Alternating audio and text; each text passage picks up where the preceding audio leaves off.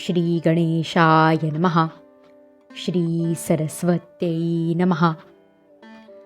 शरणागतदीनार्ते परित्राणपरायणे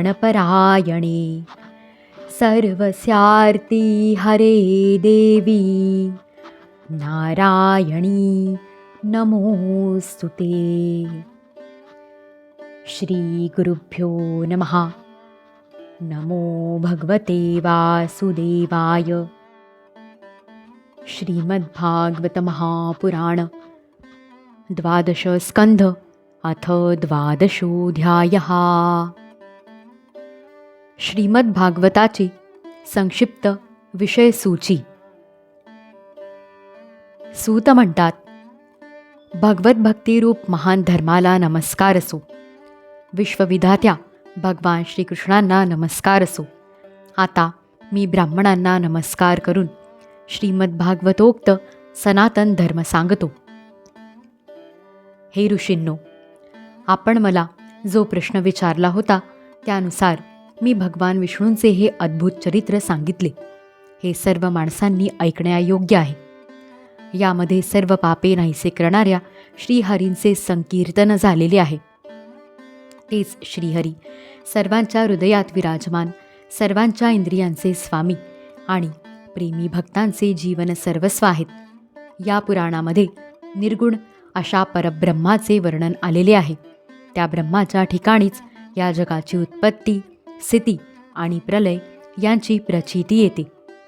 या पुराणात त्याच परमतत्वाचे अनुभवात्मक ज्ञान आणि त्याच्या प्राप्तीची साधने यांविषयी स्पष्ट उल्लेख केलेला आहे. पहिल्या स्कंधात भक्तियोग व त्यामुळे उत्पन्न होणाऱ्या वैराग्याचे वर्णन आले आहे.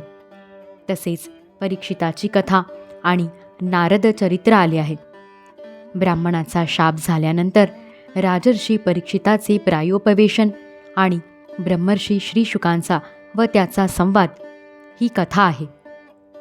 योगधारणेने अर्चिरादी गती, ब्रह्मदेव नारद संवाद, अवतारांचे वर्णन, तसेच सुरवातीपासून प्राकृतिक सृष्टीची उत्पत्ती इत्यादी विषयांचे वर्णन दुसऱ्या स्कंधामध्ये आहे. तिसऱ्या स्कंधामध्ये विदुर आणि उद्धव यांचा संवाद, विदुर आणि मैत्रेय यांची भेट व संवाद, पुराण संहितेविषयीचा प्रश्न आणि प्रलय काळातील परमपुरुषाची स्थिती यांचे निरूपण केले आहे.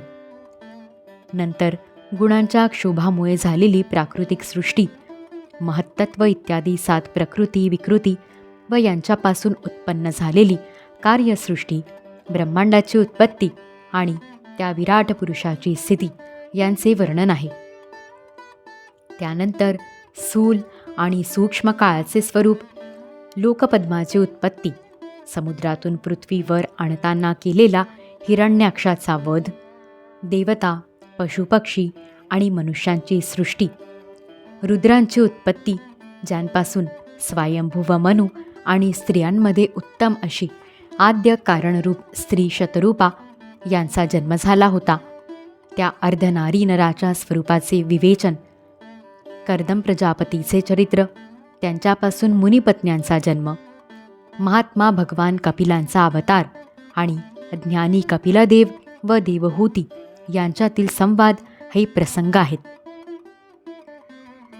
ऋषींनो, चौथ्या स्कंधामध्ये मरीची इत्यादी 9 प्रजापतींची उत्पत्ती, दक्ष यज्ञाचा विध्वंस, ध्रुव आणि पृथूचे चरित्र, प्राचीन बर्ही व नारद यांच्यामधील संवाद ही वर्णने आहेत. 5व्या स्कंधामध्ये प्रियव्रताचे उपाख्यान, नाभी, ऋषभ आणि भरताचे चरित्र, द्वीप, वर्ष, समुद्र, पर्वत आणि नद्यांचे वर्णन, ज्योतिष चक्राचा विस्तार, त्याचबरोबर पाताळ व नरक यांच्या स्थितीचे निरूपण आले आहे. शौनकादी ऋषींनो, 6व्या स्कंधामध्ये पुढील विषय आले आहेत.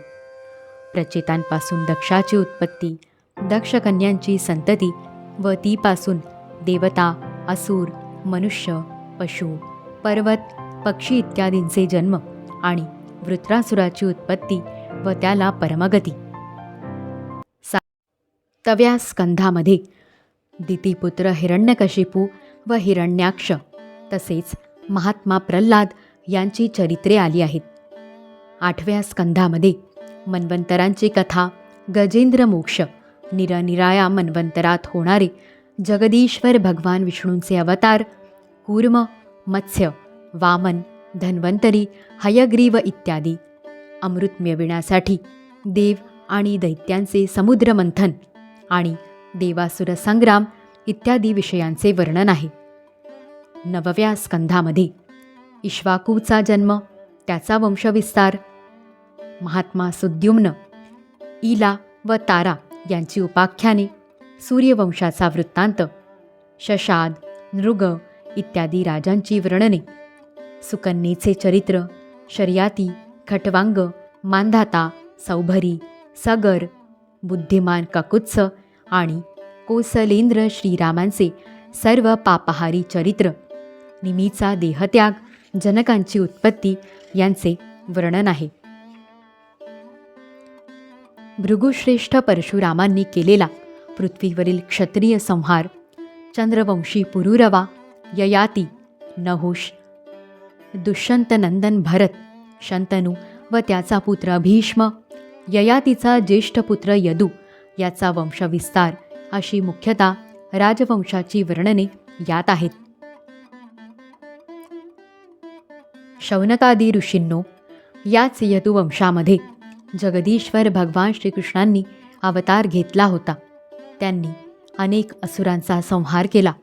त्यांच्या लीला इतक्या आहेत की त्यांचा कोणालाही अंत लागत नाही. 10व्या स्कंधामध्ये त्यांचे वर्णन आहे.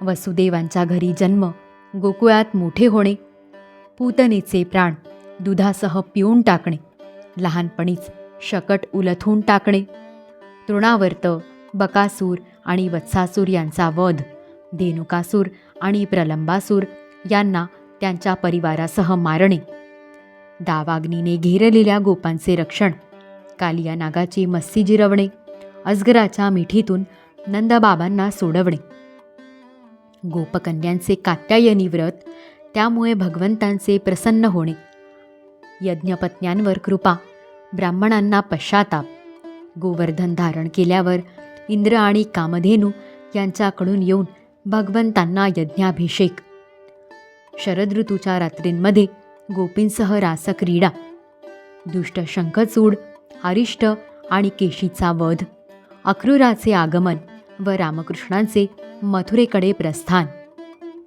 श्रीकृष्ण विरहाने गोपींचा आक्रोश, मथुरा दर्शन, कुवलयापीड हत्ती, मुष्टिक, चाणूर, कंस इत्यादींचा वध, सांदीपनी गुरूंच्या मृतपुत्राला परत आणणे, मथुरेत असताना श्रीकृष्णांकडून उद्धव, बलराम यांच्यासह यादवांचे प्रिय करणे, जरासंधाने आणलेल्या सैन्याचा पुष्कळ वेळा वध, कालयवनाचे मुचुकुंदामार्फत भस्म, द्वारका निर्माण, स्वर्गातून पारिजातक आणि सुधर्मा सभा आणणे, भगवंतांकडून युद्धात शत्रूंना पराजित करून रुक्मिणीचे हरण,